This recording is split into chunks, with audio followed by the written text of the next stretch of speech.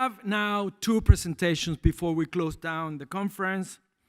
The first one is very interesting. I'm personally, after being 35 years in the financial markets, very interesting to hear what they have to say.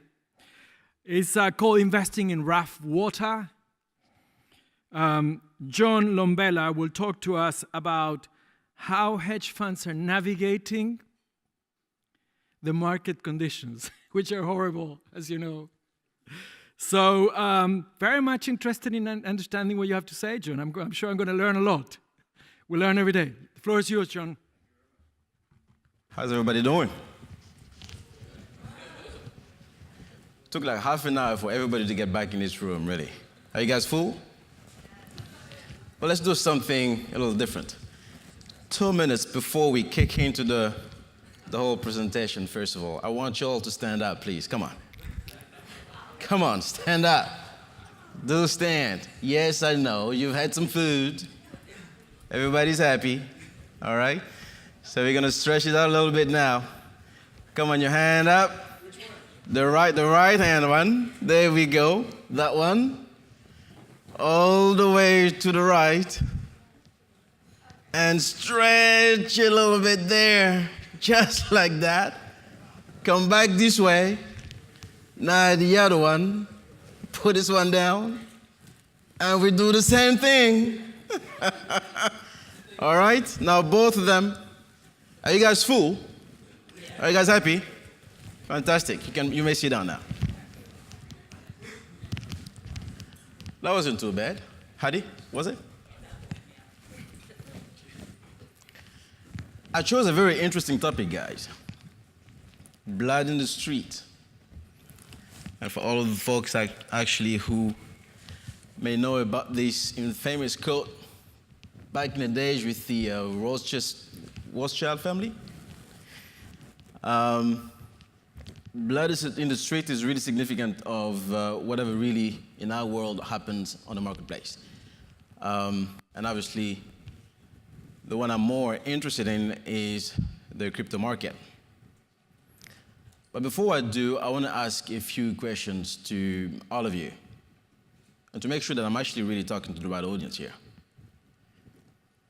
How many of you believe in Bitcoin? Raise your hand.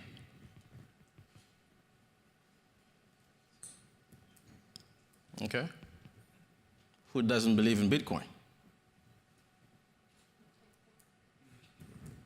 Interesting. Who believes in the blockchain? How could you believe in the blockchain and not believe in Bitcoin? What?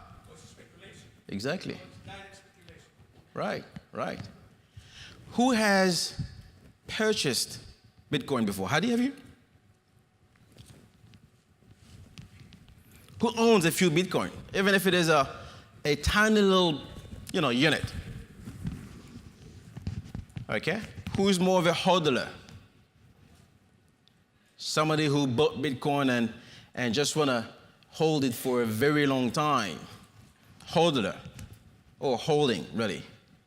Holding for dear life. You see, a lot of the people got in the crypto market perhaps for the wrong reasons. Many of them really for the wrong reasons.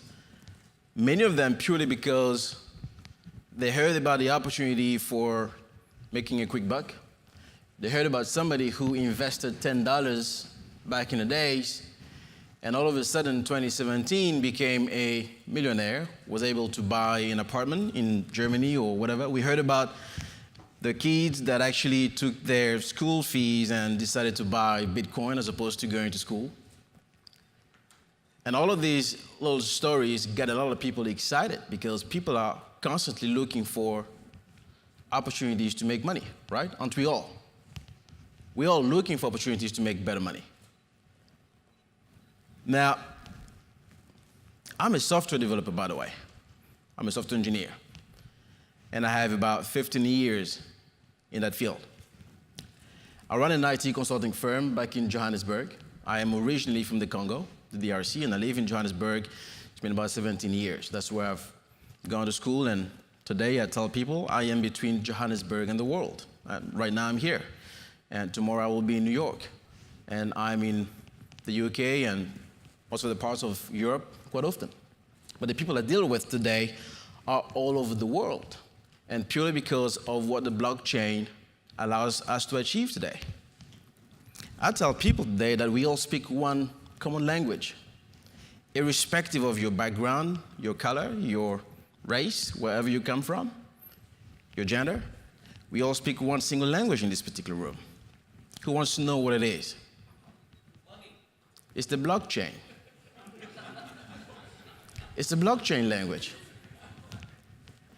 With that, you see, with the blockchain, we're able to raise capital from people we don't know, from people we've never met, people we don't, who actually have realized that there is an opportunity to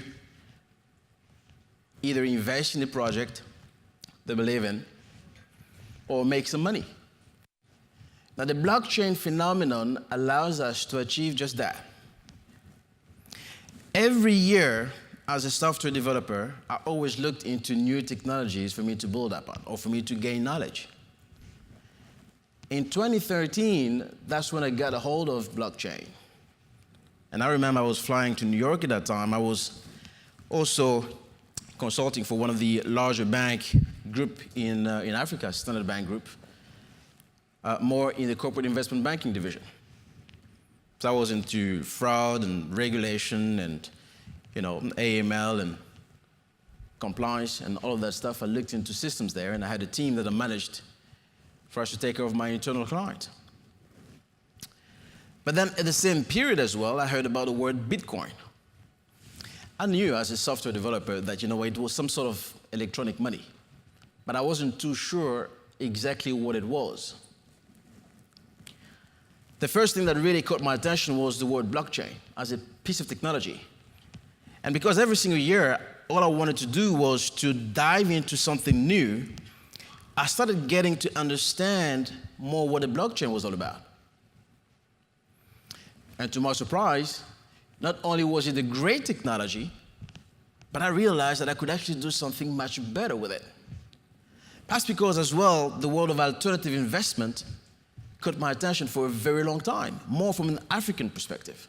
I've always been working on raising capital or brokering opportunities or connecting with investors in the UAE or Saudi Arabia or Europe. People who are looking to bring their money to develop either the infrastructure in Africa, Nigeria, Senegal, Congo, obviously, but we know that's a rough territory at the moment. But things are going to get better. Africa needs investors. So constantly seeking for these opportunities, but I also realized that where I lived, a lot of people have got access to a lot of cash. They just don't know what to do with it. Perhaps the only thing they know is to put money in real estate or agriculture project and things they know traditionally so well. But they've also lost faith in governments and banks, and therefore people stuck a lot of money, true story, in the DRC particularly, in their homes. And we're talking about millions of dollars. Trust me. You don't stack your money at your homes. You trust the banks. There, you walk into somebody's room, he shows you his real cash. So I figured, they all have my money. But in what way? In a way that I could actually construct an investment vehicle allowing them to have access to a world of opportunities. And that's when I launched Cryptoassets Capital. Not only because that was an opportunity for me to build an alternative investment vehicle, but because I believed in what the technology was all about, the blockchain. But I also started diving more in understanding the trust within the financial sector, which is something we can actually view in the screen behind me in terms of understanding Bitcoin from, first of all, realizing how the trust component has evolved over time. You see, That's what a lot of people, I do believe, in my opinion, fail to understand or fail to move their attention to. They're so caught up in the idea of making money. Yes, we all want to make money. We all do. We're here to identify opportunities. As a matter of fact, a lot of the people here are here to raise capital for their project. That money's got to come from somewhere. It's all about the money. But we fail to understand the true essence of Bitcoin, why it existed in the first place. That screen behind me is self-explanatory. It takes us from the ancient days when in each and every single one of these eras, there was always a trust bearer at some point, whether dealing with rice stones or eventually moving into, precious stones and so forth. And with the introduction of fiat money in the 11th century, there always had to be a trust bearer in the middle. Still understanding or wanting to understand the trust in a financial transaction,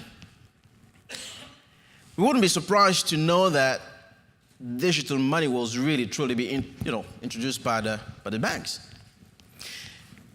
In South Africa, where I live, or when I go to Nigeria, Kenya, and you mention to somebody the word digital money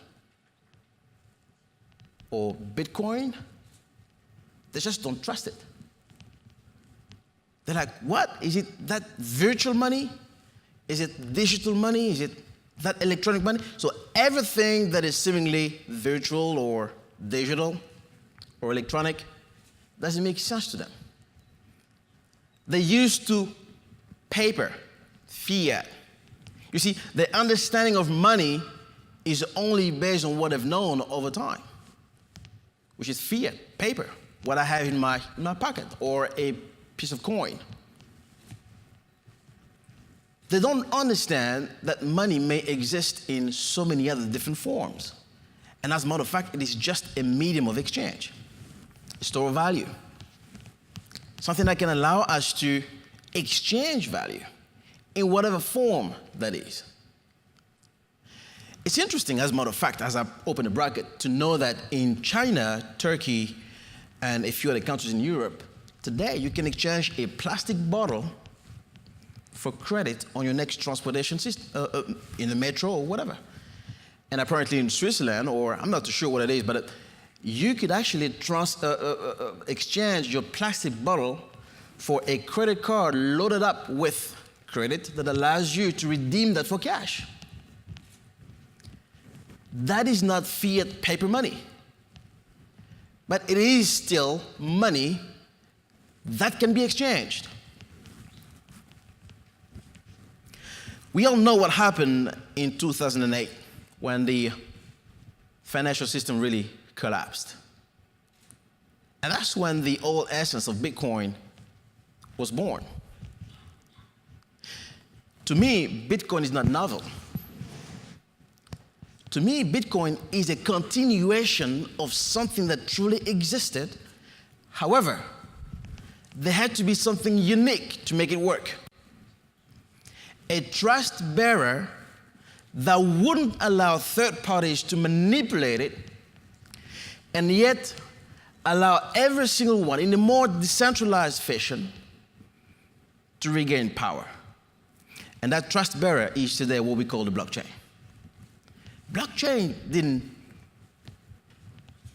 come to essence just because there was a certain component that needed to. No, blockchain was born because Bitcoin needed to sustain.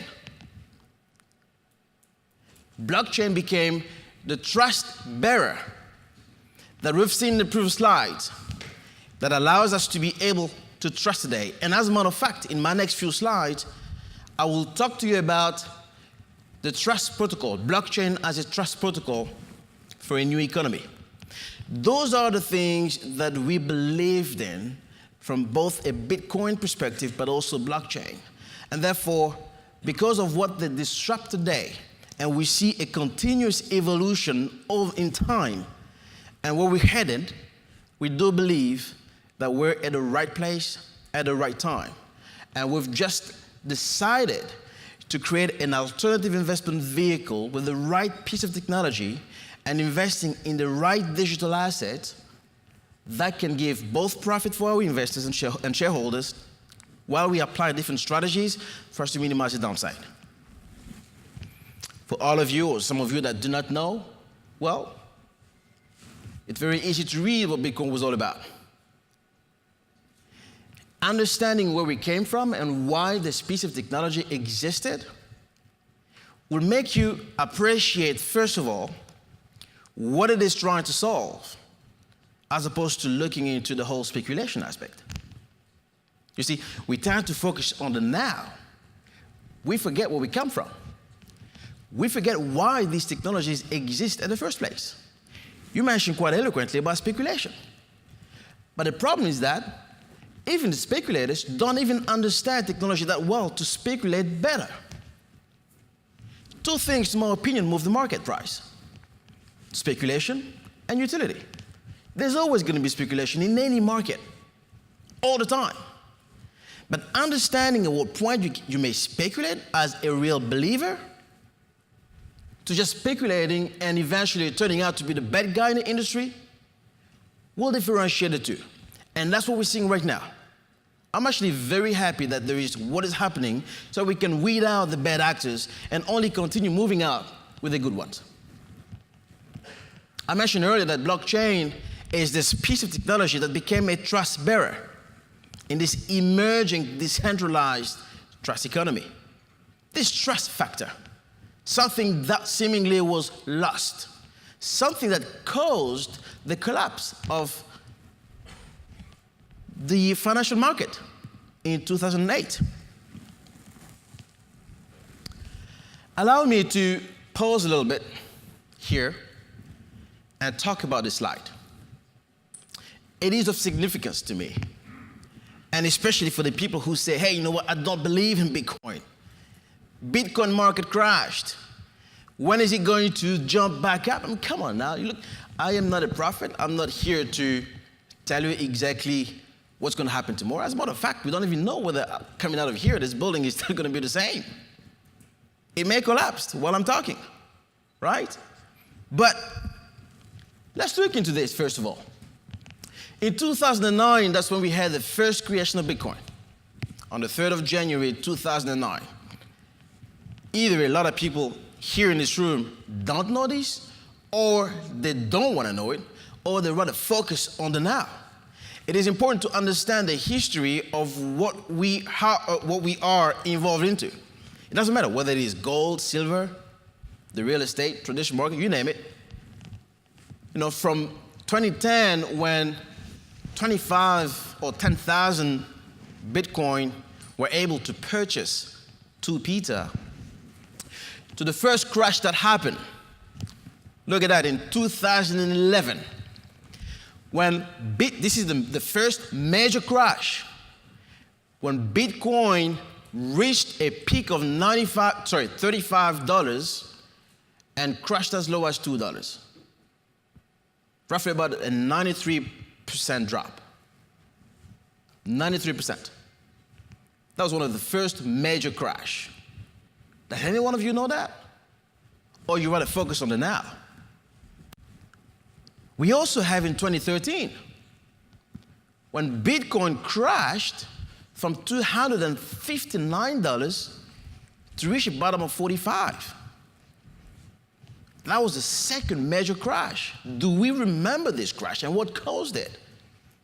We remember the influx of money from the Chinese, flooding the money into digital assets. They heard about Bitcoin and they wanted to hedge against volatility about their particular fiat currency. They decided to move on. And because of that influx of money into that market, the Popular Bank of China decided to put a halt on that, creating and causing panic on the marketplace. And because of that, investor confidence went down. And as it went down, the price hit 45 again. But we probably really truly remember the infamous Mt. Gox exchange that was hacked. And that perhaps was one of the most significant aspects. And remember, people think and talk about digital. They're like, no, I'm not going to keep my money in digital. And the fact that Mt. Gox actually lost hundreds of millions of dollars of money, of investors' money, people lost confidence. But here's the thing. Did they lose confidence in the actual digital asset?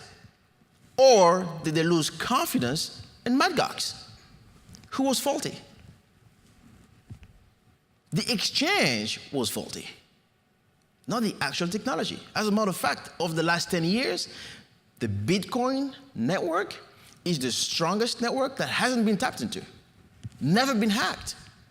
Mt. Gox has been, yes, because of its security loopholes, making it to probably tarnish a little bit of the reputation of Bitcoin, but the actual Bitcoin and technology remains as strong. That marked the third biggest. But let's talk about what we all know now. We all know that Bitcoin reached $20,000 in December. And the same thing again. People say, hey, you know what? 83% drop. Ray asking me, you know what, is this really going to go back up? I don't know if it is going to go back up, but one thing I do know, I stand by the promises of the technology. I stand by the promises of what it has to offer. That's what I believe.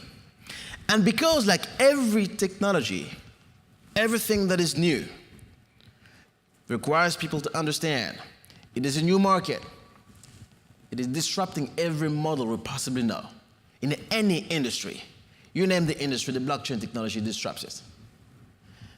Bitcoin may not be the true technology or digital currency that may change the face of the financial world.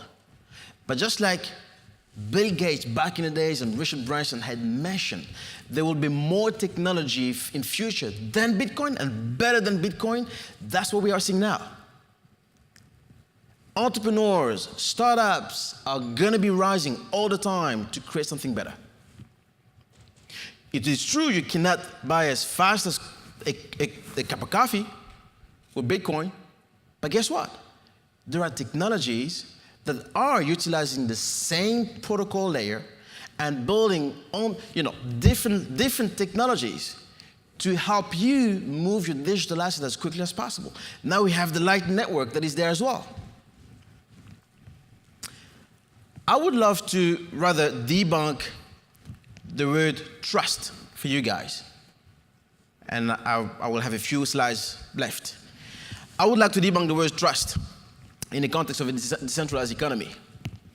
Bear with me because I think this is quite important. The first one, T, for transparency. We all know what a blockchain was created. Brings an element of transparency and so forth. I'm going to go a little bit faster, but transparency we all know, we can read that. The second aspect of R, which is reputation. If you think about it, and I've met a bunch of projects here that often talk about reputation. And I was telling Matt, well, I don't know where Matt is at the moment, there you go, about reputation being a new piece of currency that a lot of people actually want to make use of in the blockchain space. We know that U is actually for unalterable. That's the reason why Bitcoin was created in the first place. It cannot be changed. Whenever you write a record on blockchain, it cannot be reversed. And my last two ones, S for smart contract. With Ethereum introducing this in the blockchain space, that became the foundation upon which we can really trust certain activities happening on top of whatever you're building. Smart contract. Alliance Block is somewhere here. They are doing that as part of their disruption of the financial model. And finally, we have here the trust, the token economy. This is why ICOs have emerged and will, to my opinion, continue to do so, but we need a better landscape for them to operate pretty well, regulated as it should. That's my trust component from a decentralized perspective when I talk about blockchain as a trust protocol for a new economy. But in the midst of what we see and so forth, up and down, and people, the media bashing it out, and last year people, it's always the media, it's always the people who don't really know or don't want to know the underlying of what make up these technologies. The one thing that they haven't taken away, to my opinion, are the intrinsic values of cryptos. One, we all know it's a store of value. But perhaps the most two important that I want to touch on are decentralized networks and network effect. You see, Bitcoin today has achieved a $4 billion transaction daily. Daily. That's trading. Yes, we're still waiting for that moment where we can really tap into better use cases and so forth. Although a lot of people claim and say, yes, it's 4 billion, but 4 billion of moving money here and there and trading volume, that's fine. But you know what? We're getting into better use cases anyway.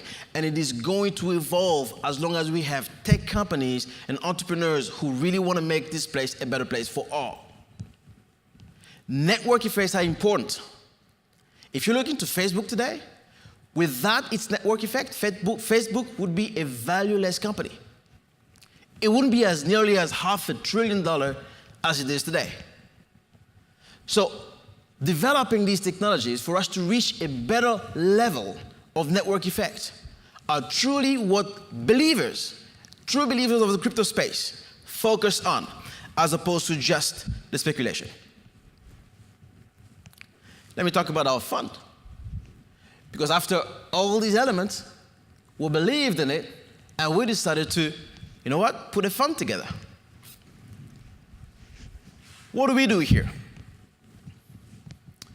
The Innovecs Strategies Fund was created really to invest in the blockchain space, blockchain project like part of ICOs, and also digital assets that are already have either proven their mark or are trading on exchanges, and that have real utility.